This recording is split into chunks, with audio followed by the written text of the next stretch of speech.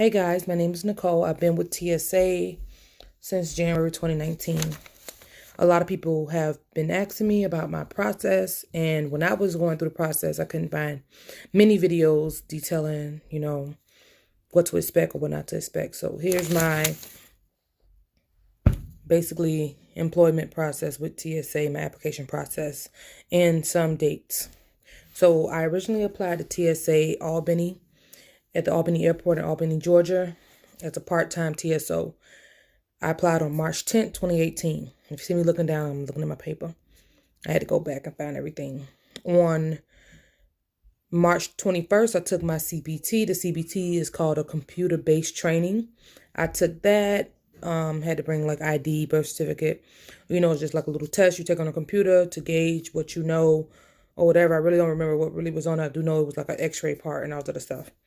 X-ray part and like a reading part and like a language, I think. Don't quote me on that though. And it may change per person or per city. I'm not sure. I took that and passed that on March 21st, 2018. I then had to wait, didn't hear anything back besides the fact that I passed it until about May. And then on May 9th, I did my airport assessment. Because I lived in a small town, which was called Americus, Georgia, there really wasn't many airports near me. And Albany Airport didn't have any openings I was trying to go ahead and get through the process fast to do the airport assessment. So I drove all the way to Macon, which is like an hour and a half, 2 hours away from Americas, and did my airport assessment there.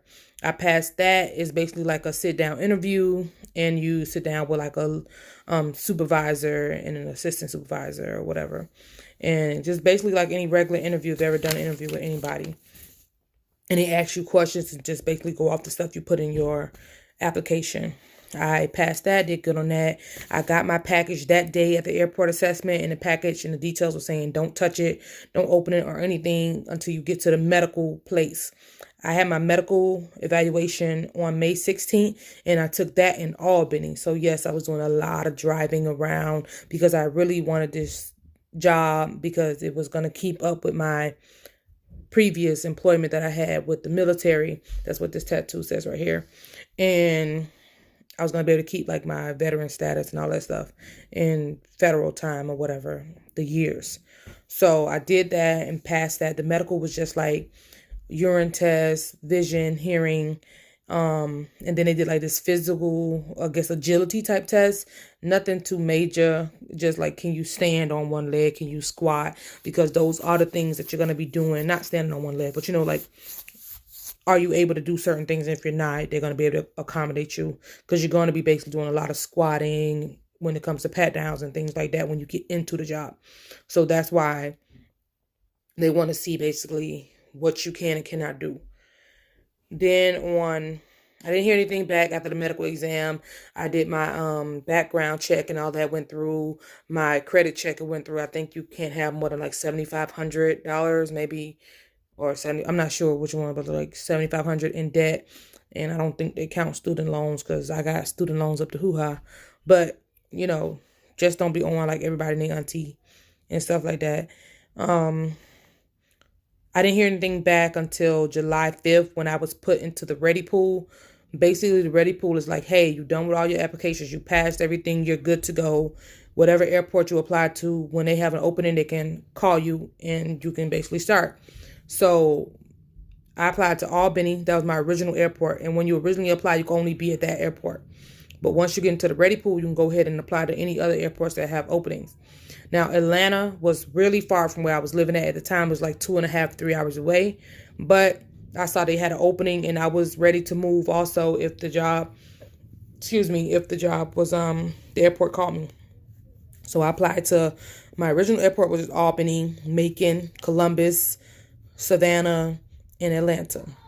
I stayed in the ready pool until December. I had basically given up hope. I thought, oh my God, I didn't get in or anything because it had been from July. Everything was moving fast because I applied in March. Everything was boom, boom, boom. Maybe 2 weeks at a time. Didn't hear anything, but get an email, yada, yada, yada. And then July, nothing all the way until December. And then Atlanta called me. They called me December 18th. I accepted immediately, instantaneously, expeditiously. I accepted. And Unfortunately, when I accepted, the next day I found out that the government had shut down. And that is something that you will have to deal with when you work for TSA, but that will be in another video. So this video was just about my entry process, and everything was smooth sailing basically until July, when they put me into the ready pool, or when I had gotten into the ready pool and I didn't hear anything. But just keep in mind that your application process can go from 6 months to a year. I don't know why mine took so long, or maybe mine didn't take long. I've heard that people's on have actually taken the whole year, and some people's on went really quickly, 3 months. It really depends on the need at the time, how fast you get your paperwork in. And my EOD, which is an entry on duty date, is January 6, 2019. I hope this helped somebody. Please like, comment, and subscribe.